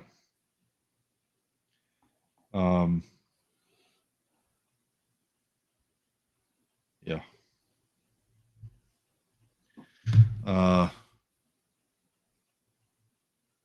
Yep. Yeah. Thanks, Steve. Dang, she said. So the next two chapters are fairly long. They're both about, each chapter is about what we both read tonight. So one's like 20, we'll do 2 chapters next week. Yeah, one's like 20 pages, the other one's 21 pages, and it says it's going to take one 22 minutes and the other one 24 minutes. So, which we both read like 10 to 12 minute chapters, it said tonight. So Jennifer says their tornado warning expires in 10 minutes. Well, that's good. Yeah. What was the name of the chapter we're coming up on? Is it the Bluebird of Happiness? There it is. Got to put myself back on the right page. Do that one and Dancing While the World Burns. Oh yeah, those are good titles. Yeah. Bluebird of Happiness and Dancing While the World Burns. Two very similar. Yeah. All right, so those are the 2 chapters we'll read next time. There we go. There we go. The night is young, sir. Yep. If y'all want to stick around, we might could do another bag of Lego. I'll be late every Tuesday. Guess I need to read the book on my own. Sounds like you got your priorities not in line. I'm sorry. Debbie loves that we're reading it for us, so I'm glad y'all are enjoying it. And Molly says, "Woohoo! Let's stick around for Lego." Jeff says, "Well, I'm glad you enjoyed it, Jeff. That's what we're here for. Would you like to join us for a few minutes, Jeff, while we Lego and chill now that we're done with the book?" Yeah, we're at the chill portion, Jeff. Go put pants on. Or actually, don't put pants on. Just make sure you're only waist up. Yeah. That's all you have to do. Nicole, I didn't hear anything. Here's the link. Disney Freak, welcome in. Good to see you. So, let me drop some music in here. Yeah. 'Cause goodness knows after my day, I could use some chill. So, let's go here. We'll go with this one.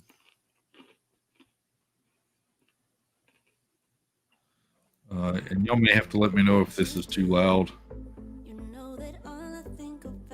or too low. I haven't found my earbuds yet, Steve, from the packing. I don't think you need them. Huh? I don't think you need them. Yeah. I used to wear them because I was afraid you might get an echo or feedback or something, but No echo. I mean, whatever you feel comfortable with.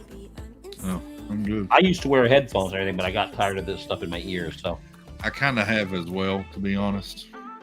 So, yeah.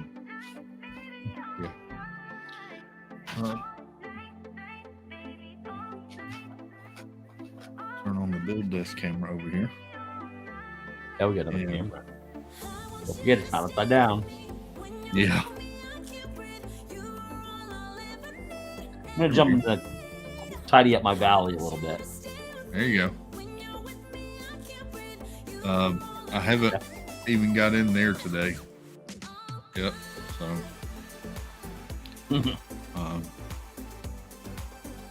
I mean, I think we both know I'm not actually cleaning it up the valley. yeah. Okay. So, I saw a rumor of some bad news, Steve. I knew it was going to upset you, Uh-oh. so I thought I would break it to you before you saw it through another source somewhere. Oh boy. Yeah.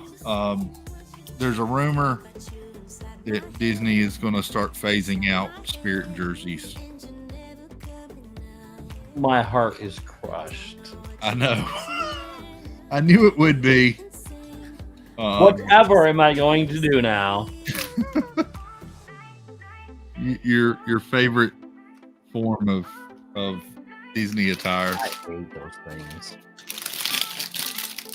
So, yeah, Nicole, it was reported on somewhere that it was rumored that they may go away. Something about the cost of production or something. There is an incredibly well done fake Harry Potter trailer of the Cursed Child. Oh, really? Really well done. Oh, look, it's Bambi. Oh, see?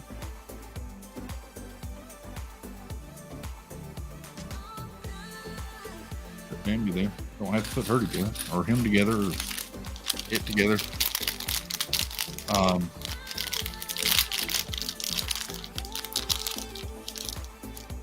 Yeah.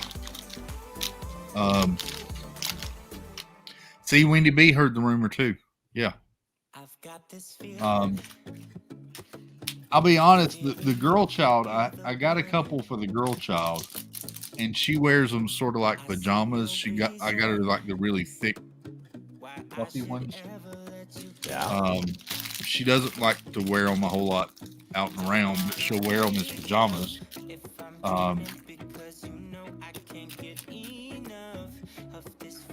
Those things are stinking expensive. Uh-huh. I mean, the only time I would buy one is when they're on sale. Jennifer said, "I love Spirit jerseys too. They keep me warm and I can layer under them."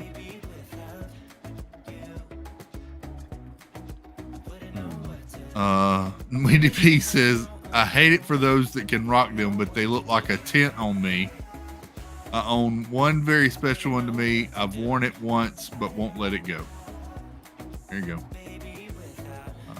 Space Mountain Dave, welcome in. Good to see you.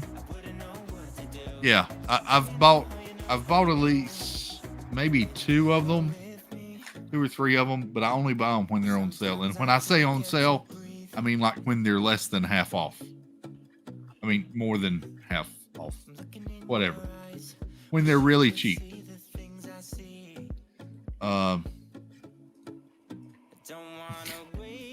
Jeff says the Spirit jerseys are very good at hiding dull-ups.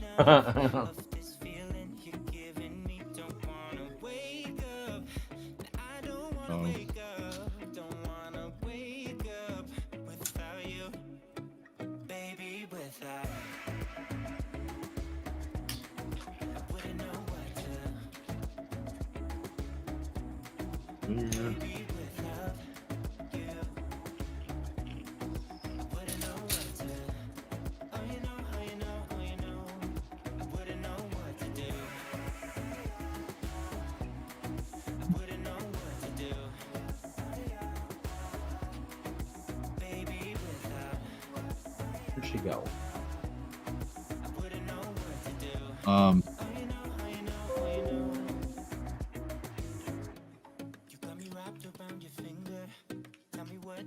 What's the next movie you're headed to see, Steve? Well, The Beekeeper comes out tomorrow or Friday. Oh, that's the Jason Statham. Yep. I kind of want to see that maybe. That one looks interesting. Well, I mean, I don't know. We'll have to see.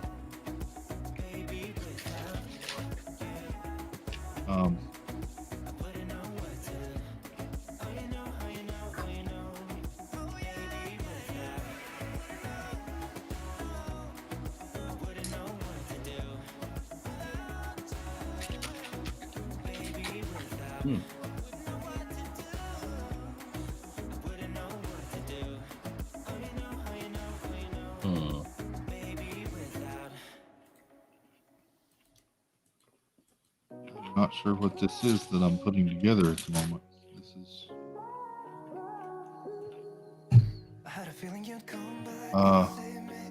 Amy AJC Magic, welcome in. Good to see you.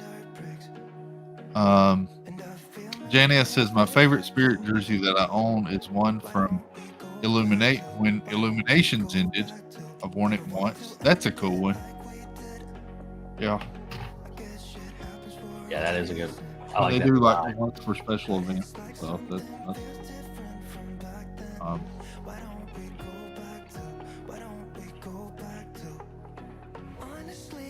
I didn't see what the date was, Steve, but I think they announced today a date when Country Bears will close for the refurb. Yeah. I didn't see that either.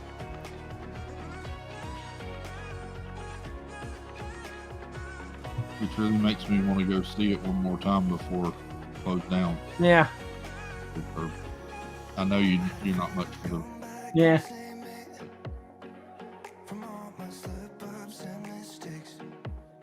I'd love to get recordings from a couple of different angles of it. Oh yeah. I've done the same thing. I've already got a bunch of those, so I can put together a video, but like a really good one.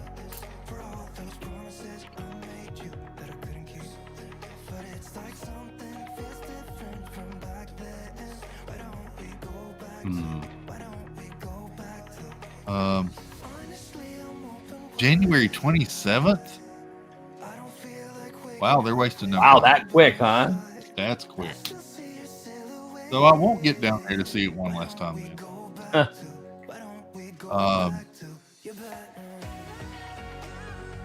Jennifer says my favorite one is the Orangeburg Spirit jersey, and I got it on sale I think for $34.99. That's a good deal. Main Street Nick says the Beekeeper looks very good and can't wait for One Love with the Bob Marley movie next month. That one looked interesting. I saw the trailer for that.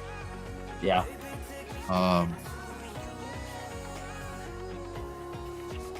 Wendy B says, Steve, you should try to see it with me and Rye Guy in 2 weeks. We can sing it to you.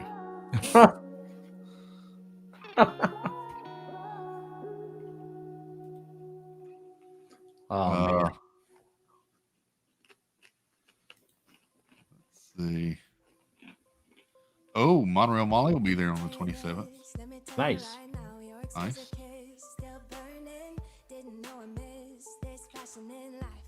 I'm not I'm not shocked they're changing or anything like that. It's just so fast. Like That's they don't have a date. They don't have a date. They don't have a date. And all of a sudden now, hey, we got a date. It's closing in 2 weeks. pretty much.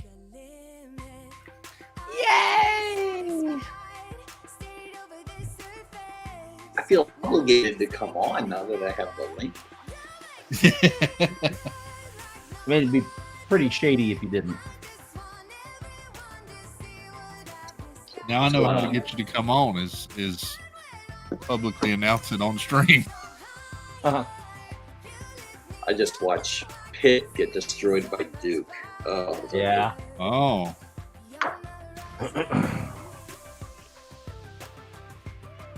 Well. not good. Uh-oh. So tell me what this Beekeeper's about. You're talking about. I don't know. Oh, So right.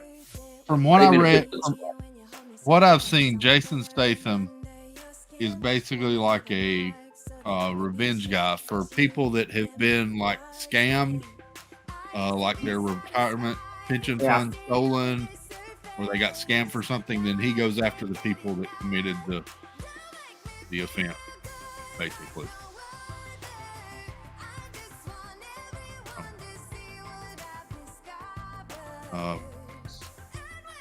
Minnie says Reagan just saw the movie about the wrestling family. That's what Oh, Oh, that yeah. Iron Claw, that was good. I watched that this weekend. I Sad. can't believe how transformed that the kid from. Oh my God, Zac Efron, Zac Efron. Yeah, I can't believe how dude's transformed. massive, isn't he? He got ripped. Jeremy Allen White. I don't know if you knew who he is. He played his the brother that the older brother, and What was he? long curly hair. He was in Shameless, and he's in the Bear, which is a cooking show, and he got big for this movie too. Give me a couple months. I'll be there. You'll be there, Jeff. Okay, I got. So do you have HBO Max? Yes. All right. So do you remember like years ago when that family adopted that little girl, and they said she was trying to kill her?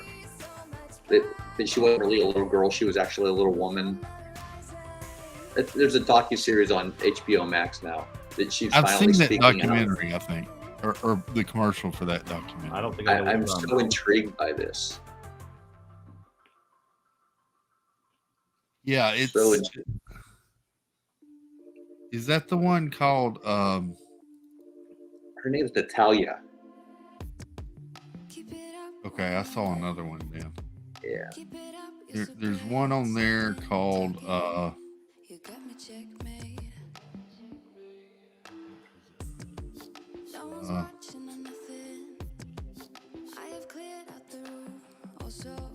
back and find it now.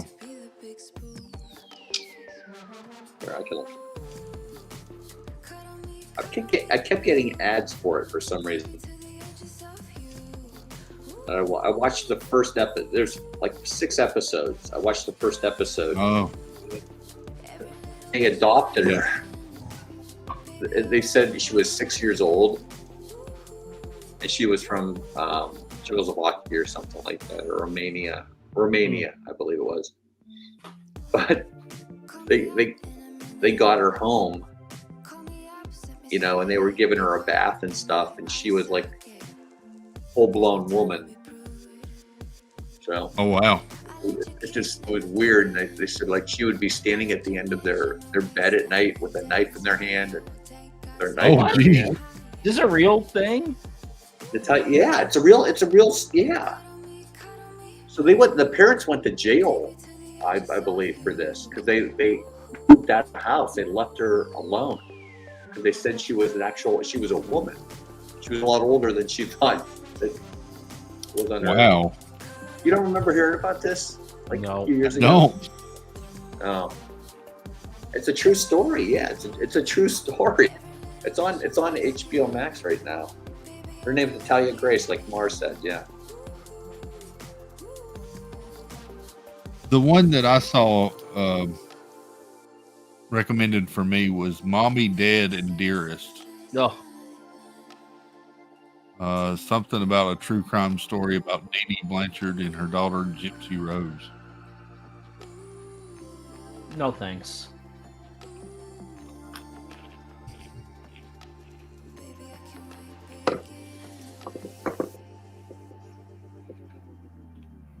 Yeah, it's not a movie. It's a doc. There's like 6 1-hour episodes, so they get the parents' point of view.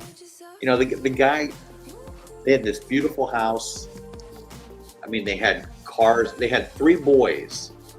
You know, they had like hundreds of $1,000s in the bank. They wanted to adopt a little girl. They were going to do it from That's wild. Honduras or something like that, and there was an earthquake and it ruined. So Honduras stopped adoption. So they found this place in Florida that said, you know, if you want her right now, you gotta say yes or no right now, which is kind of sketchy. That is sketchy. Yeah. I have not heard of that. That's Me it. either. I'll have to look that one up. I like weird documentaries.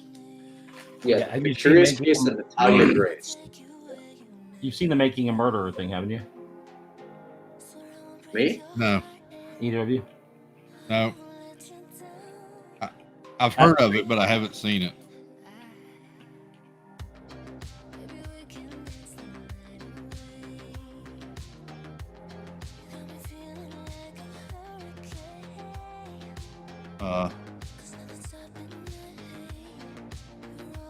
What you building there, Chris?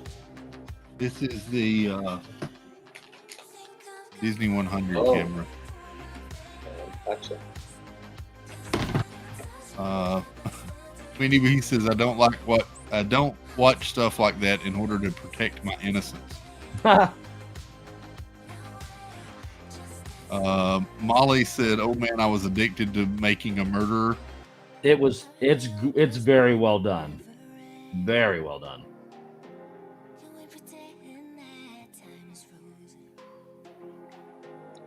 So, have either of you guys seen this stuff? I think they sell it at the Japan Pavilion, but it's made out of wood and it's like die cut, and you build stuff out of this wood, and there's like a pinball machine. When Keith was staying here last week, he was showing the one he's building. It's a camera like that, and it actually has film in it, and you turn it, and the actual light comes on, and it's all made out of wood. That's cool. Yeah, the things aren't that expensive either. I thought I saved the link, and I totally didn't. That's cool. Molly asked Steve, "Did you watch Candace Owens' show about Making a Murderer?" No. I did not.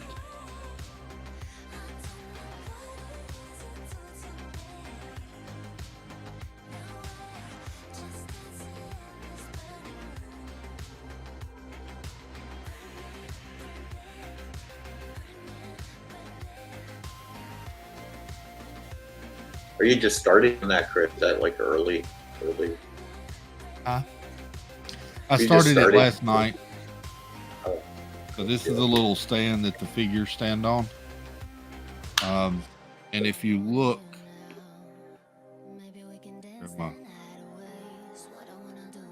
down through it is like a layered. Oh yeah. It's like a layered image from Uh-huh. 3 different layers, like they used to do the animation. That's cool. And then you have the little Walt, the Steamboat, Willie Mickey, and then Bambi so far to put with it.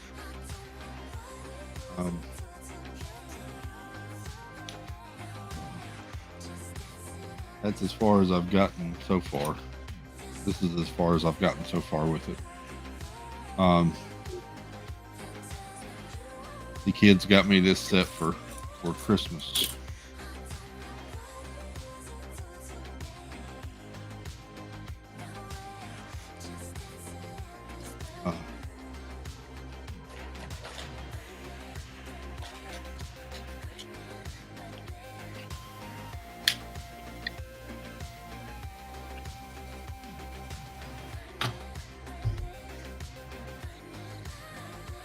So how many times are you going to watch Country Bears before it shuts down, Jeff?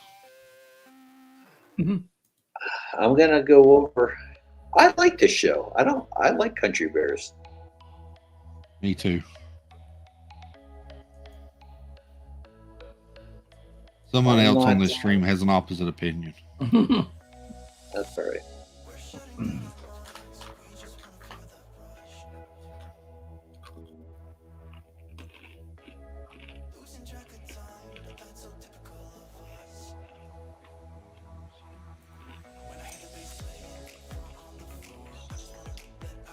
Oh,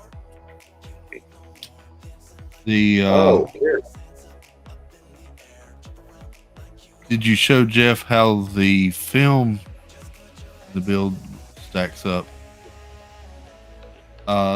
So there's a film reel that attaches to the camera on it, Jeff, Mm-hmm.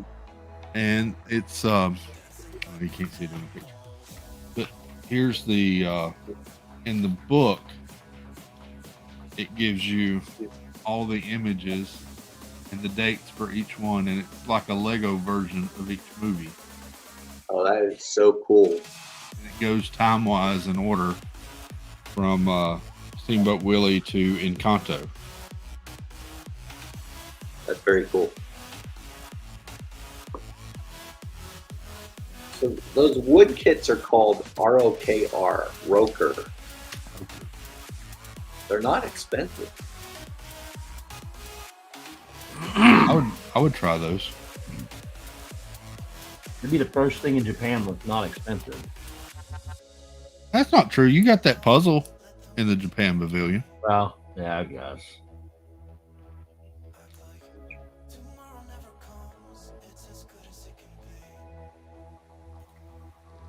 So, So,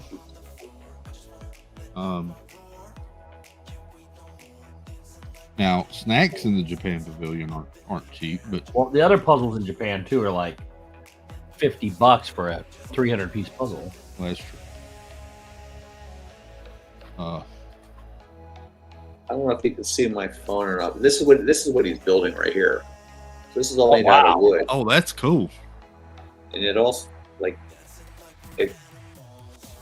he said there's actually film that comes with it, and it actually projects and stuff. How big is What? that, Jeff? What does that say? 23 millimeters by 133 millimeters by 255 millimeters high. So he said that, like, you just punch them out, you put them all together, but they're all like die cut, so they fit really nicely. That looks like a wood version of those Metal Earth. Yeah, Yeah. exactly. Yeah, it's like a wood version of the Metal Earth stuff. Yeah.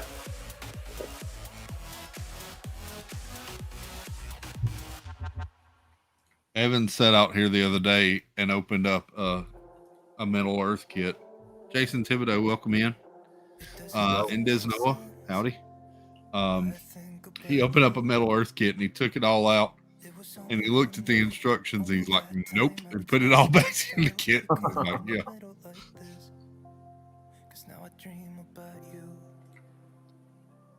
He proceeded to ask if I had any Lego he could build.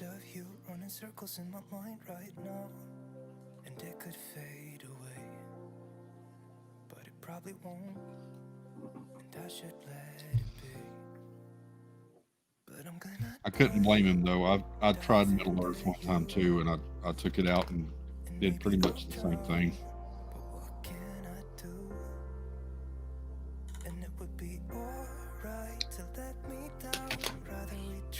Ooh, babe. Have you seen anybody build a Metal Earth? I've done them. Like anybody ever complete one? Yeah, I've got a bunch of them done. Oh, did all right. There you go. I did the Millennium Falcon, the Black Pearl. They're fun, but they're like this big. So what do you do with them when they're done? There's not really a way to display them where people can actually see them. I probably have 12 or 13 of them still to build. So, but they're in storage right now. But they're tiny. Angela bought me the Space Mountain one time. She came down to Florida without me. Aw. It was a guilt trip thing. I tried building it. All the tabs were bending off and breaking. It was cut my fingers. I'm like, garbage. Will definitely cut your fingers. Yeah.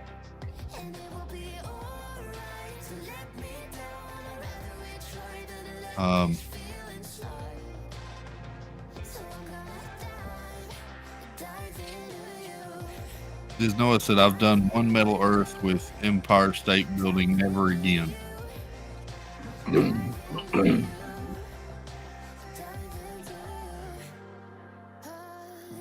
I actually got like the tweezers and the needle nose pliers and everything all set to work on one.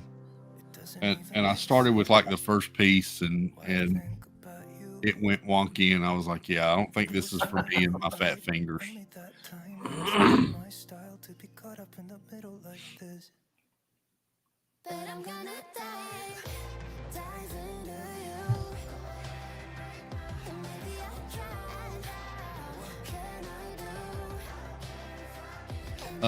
Jeff, were you happy with the college football championship last night?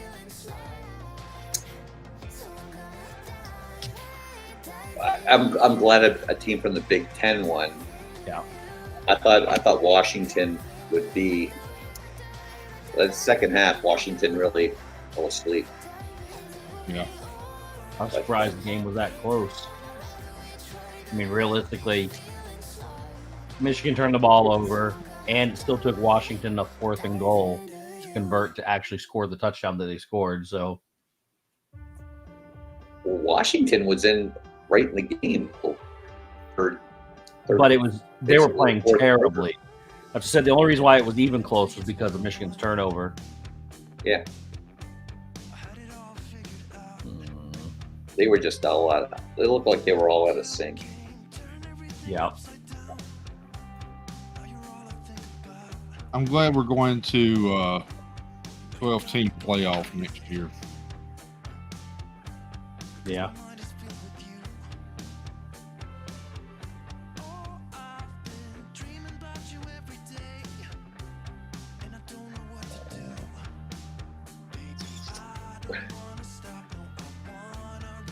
Although I'm still not sure how Florida.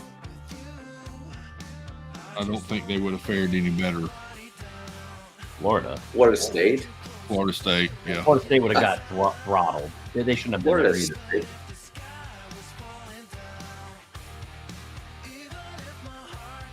Yeah.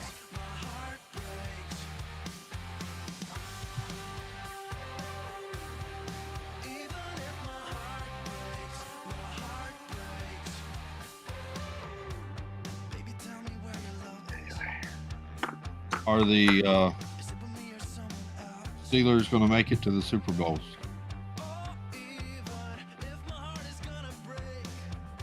They're not going to be Well, I think the Steelers look better now than they have all year. I agree with you. I think But the I short. think- Their problem is they ran into Buffalo at their hottest. See, I don't think Buffalo looks all that great right now either. I think Josh Allen. I think Allen's playing great football. Yeah. But I don't know. I couldn't believe everything happened the way you needed it to make the playoffs. That was always obviously good. And then I just wish you would have drawn somebody other than Buffalo, because I would have rather rooted for you, but I can't root for you against Buffalo.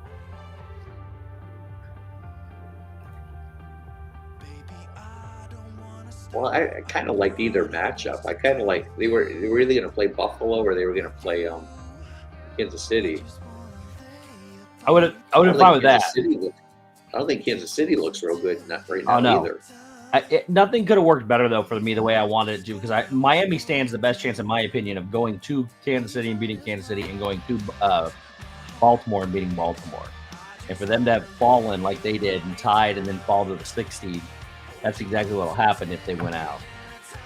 Unless Pittsburgh beats Buffalo, then Pittsburgh goes to Baltimore. Well, I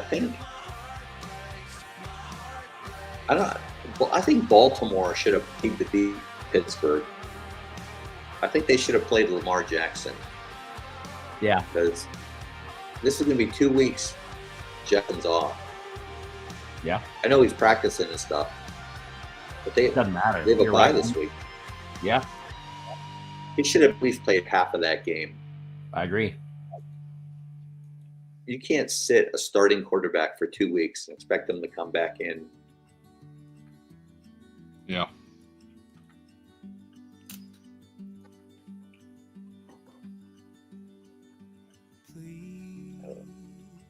Just tell me what's on your mind. But wouldn't that be neat if Pittsburgh ended up playing Oregon eventually? Don't have time to figure it out.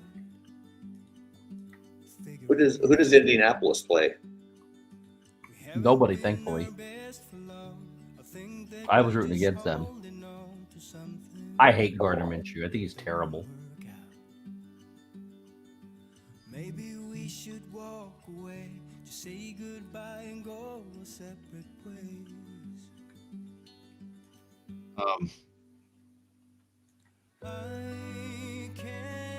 Do you think, Jeff, that Mike Tomlin comes back next year?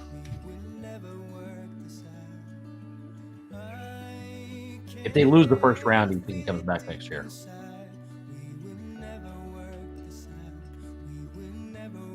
I don't know.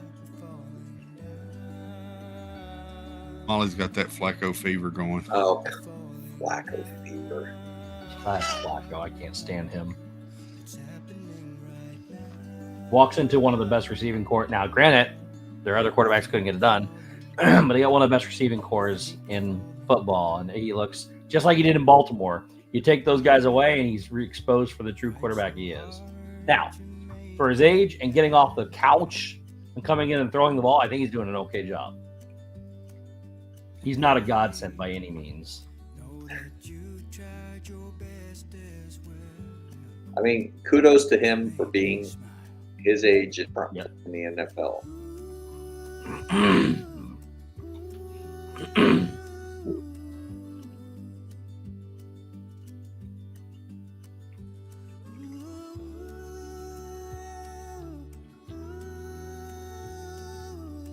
Is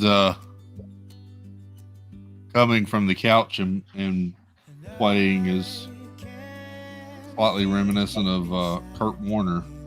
Well, back they in the also day. did say they found Kurt Warner in a grocery store, though. That's true. He was out practicing throwing every day.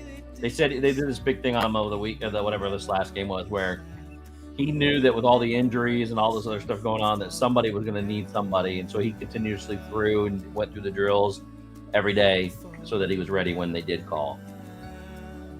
So that I give him credit for sure, because that would take a lot all year long to do. Yeah.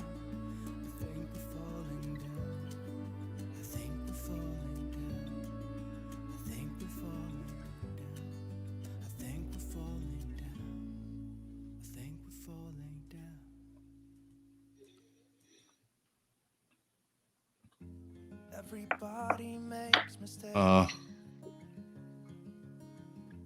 Because no one can be perfect. It was just one kiss, but that don't justify it. I think I'm going to pop off, Chris. Had a very long day. I appreciate you pop it in to say hello.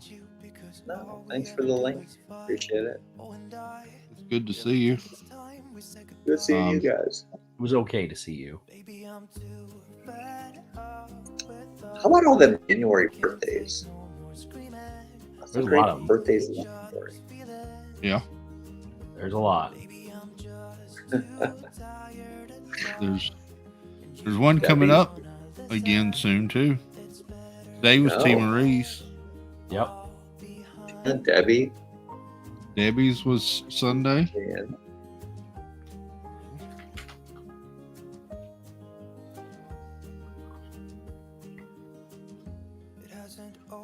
Yep.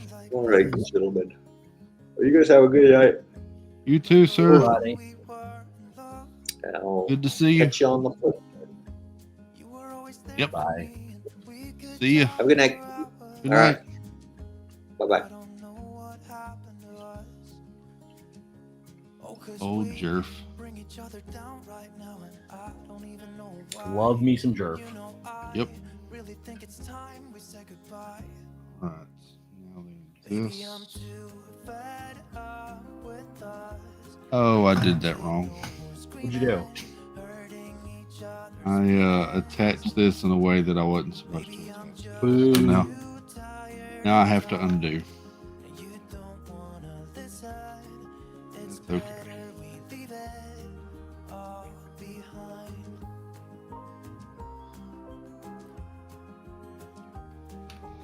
Was wondering why that was going like that.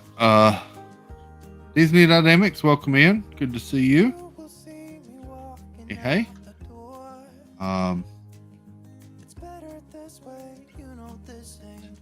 See.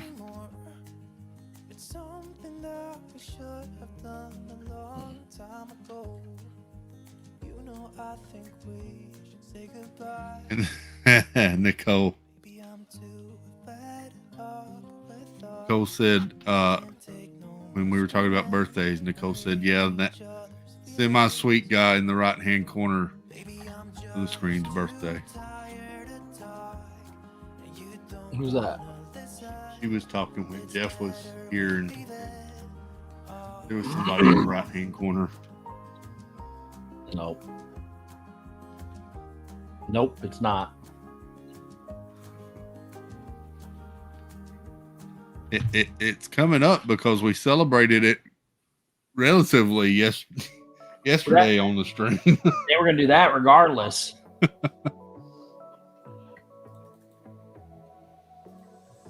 So, all right. Now then this goes. Whoops. All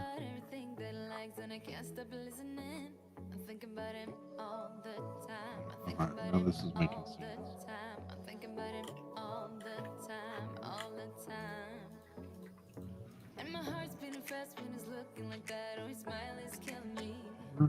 It's the way that it moves and the way that it laughs, so I can't get enough. Think about him all the time.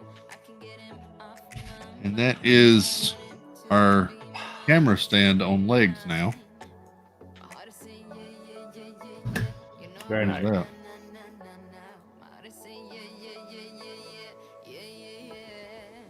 I told him I can be a fighter if you want. I'll be there to catch you if you fall. I can make it brighter. That leaves us with bags 4, 5, and 6. Bag 4 looks like it'll be the camera body box.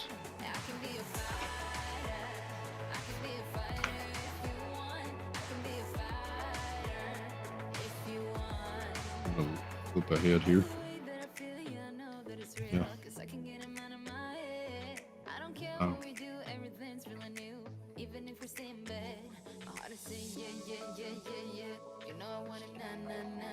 Set.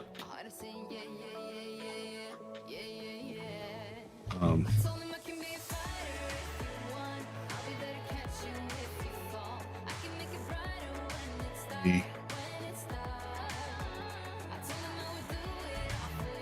over here. Jennifer Caruso says hers is Friday, February the 9th. So we got another one coming up.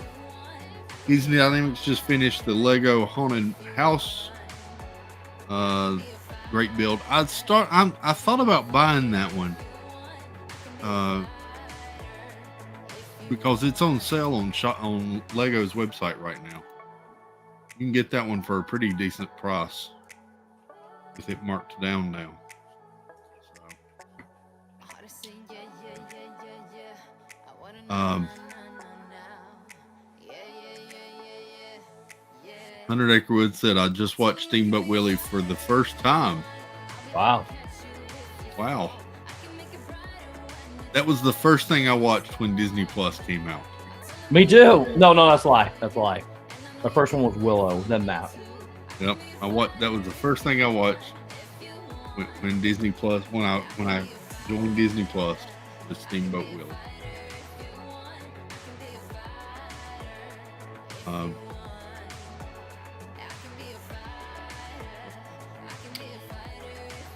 Well, I think we're going to call it a Oh, night. you can't. Can't? Can't yet. Why not? I'm just saying you can't yet. Okay. For real, for real. For real, for real? Mm-hmm. Okay. For real. So, Sunday, we're going to watch Barbie. Are we? Supposed to. Well, that's right. We might do that. For the Sunday night watch party.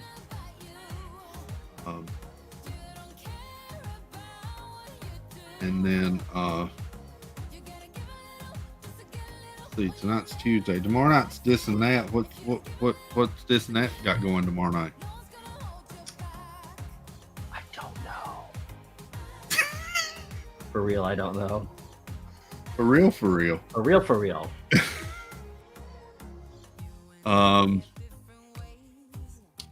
Barbie is on Max. Available on Max. I think Tina may be live tomorrow. We might have. Let me do something. I already have. Have you? That's why you can't leave yet. Okay.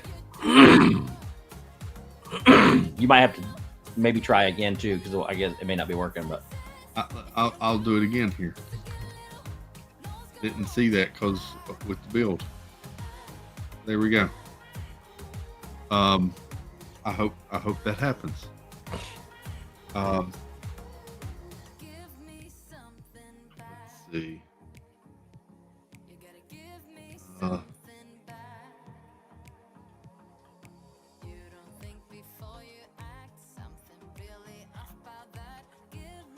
I just now saw Nicole's message.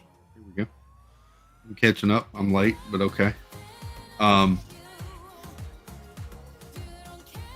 Let's see. Echo's coming out soon. I think Echo. all 5 episodes drop at the same time. That drops. Oh, actually, today. The 10th or the 9th. Drop today. Yep. And then Ted drops on the 11th. Echo is available now. Wow.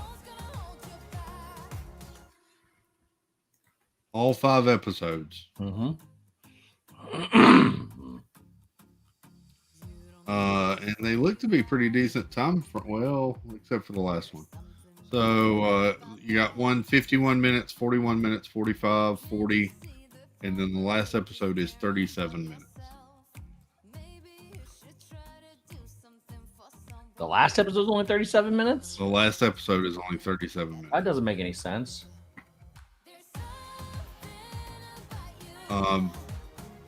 Keep being tempted to start the Percy Jackson series. Percy Jackson's good. I've been watching that. There's so many I've fallen behind on. Still haven't started Reacher yet. Should have done that today while I was sitting.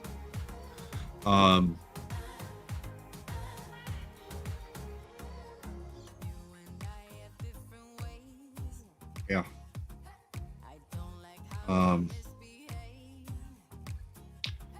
first X-Men movie is now on Disney Plus. Nice. Storage Wars is now on Disney Plus. What is? Storage Wars.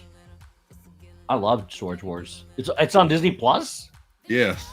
And it's a weird mixture, Steve. So you get seasons 2 and then seasons 12, 13, and 14. That's good because you get a bunch more on one of the other shows, Peacock or one of them. But 14's not on there. It stops at 13. So yeah, you got season 14 on Disney Plus. It's good. I have not seen season 14 yet. Yeah.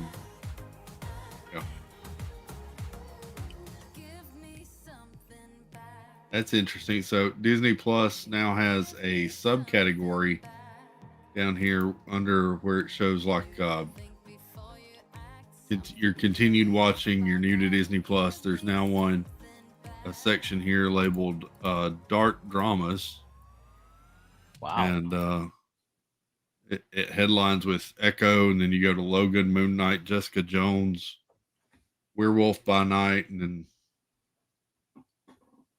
Punisher, Alias, Secret Invasion. That shouldn't be there. I watched. Oh, that was the other one I watched. Remember, I told you I couldn't figure out what else I watched. That was it. So, what'd you think of Secret Invasion? It's stupid. I hated it. That was I'll tell you my problem with Secret Invasion. They made it. That was a great storyline, and to have dumbed that down to the series that they dumbed it down to really did not do justice to what the story could have been. Yeah, I don't know. It was bad.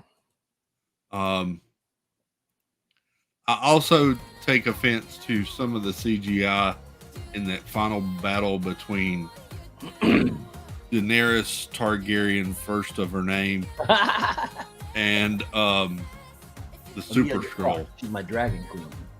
Yeah. But some of that CGI was terrible. That whole scene where she flexes her arm and it's supposed to be Drax's arm, but it really looks more like I actually thought that was the only cool part about the whole thing was that scene where they both got the powers and they were fighting. That was, for me, the only thing that was worth watching. For me, the only thing that was worth watching was the two interactions between Fury and Rhodey, or who we thought was Rhodey. I didn't think anything Fury did was worth watching. Yeah. Thought he was terrible, like always. I just think he is a terrible actor. You also finished Loki. I did finish Loki. There he is. There he is. Ladies and gentlemen, welcome to the stage, the one, the only, Gonzo. Look at the hair. Man, he's looking good. Stop it. Man, I like the new office. Looky. Yeah. Yeah, bro. Sorry, What's up? sorry he didn't send you the link, man. Nah, it's all good, man. I get it. We're just passing by, so let me see if they want me to go in for a bit. What's going on? I texted you, but I didn't know if that was going to work or not. Yeah, it worked. That's fine. How's everyone? How's everyone doing? How you doing, buddy? Good, man. Nice seeing you guys. Crazy Crazy day today, huh? With the storms and stuff. It was. Yeah, I was out. The electricity went out for about 6 hours today. Wow. Yeah. We didn't lose electricity. And it's windy out there still. I don't know about your house, but here It's still. windy. We're still getting rain now, Gonzo. Yeah. It had stopped raining and it's starting to rain here again. Yeah. It's crazy. Once in a while, you hear that wind going. Yeah. What's up, chat? What's going on? Yeah, man. Crazy stuff. But it's all good. How are you guys? You guys are doing good? Pretty good. Yeah. You were about to good. finish the stream? I was about to, and then I was told I couldn't, and then I saw my messages. Ah. You can finish it, man. We just hang out in the back. Just came out and say hi. You're good. Sorry I couldn't come early. No, you good, bud. Yeah. It's all good, I'm man. glad you came in. Yeah, man. Glad to see you guys. Gonzo's been streaming a little bit of Call of Duty. Just a little bit. Just having fun. On YouTube or on Twitch? I did it. I do a little bit on Twitch. I do a little bit here on YouTube. So yeah, just doing the stuff. Just having fun, man. Nothing, whatever. Yeah, Like, I do it in Spanish that is- though, so it's a little bit different for you guys. It's all good though. It's all good. All that matters is if you're having fun. Yeah, it's fine. It is what it is. I have no idea what's being said, but it's fun to watch. Yeah, it's all good. One day, I think Gonzo stepped away from the computer because he stood in one spot and he was killed off like 4 times. Yeah, probably that's what it is. I do that sometimes, but it is what it is. So Yeah, man. I love that new office, bro. That looks awesome, man. thank you. Yeah, Thank you. yeah. New share. A lot of work. Yeah. That's what's up. I just finished work. I'm working on. I was looking at it. Yeah. That's awesome. Yeah. Look at you, man. That's great. Having fun, man. That's all it is. It's just having fun. Having fun. Look at What it Steve is. how happy he is. It's just, Yep. yeah. Daddy happy. Oh man. All right. All right. I think we may call it a night so we can chit chat backstage. Sure thing. Appreciate everybody coming in and hanging out. See, Molly says Gonzo is back. All is right in the world again. Yeah. We get in there. I hope everybody has a good night. Have a great Wednesday. Be sure to check out Tina if she goes live tomorrow at 5. Joy S tomorrow night, 8 o'clock. This and that at 9 o'clock. I did it something else. Oh, yeah. All the things. Amy, AJC Magic, maybe live at 6. Then any other friends. Yeah. So, appreciate y'all. Thank you for hanging out. Hope you have a good night and a good day tomorrow. And hopefully I'll see you in some chats soon. All right. See you guys soon. Take care. Love you all. Bye. Toodles.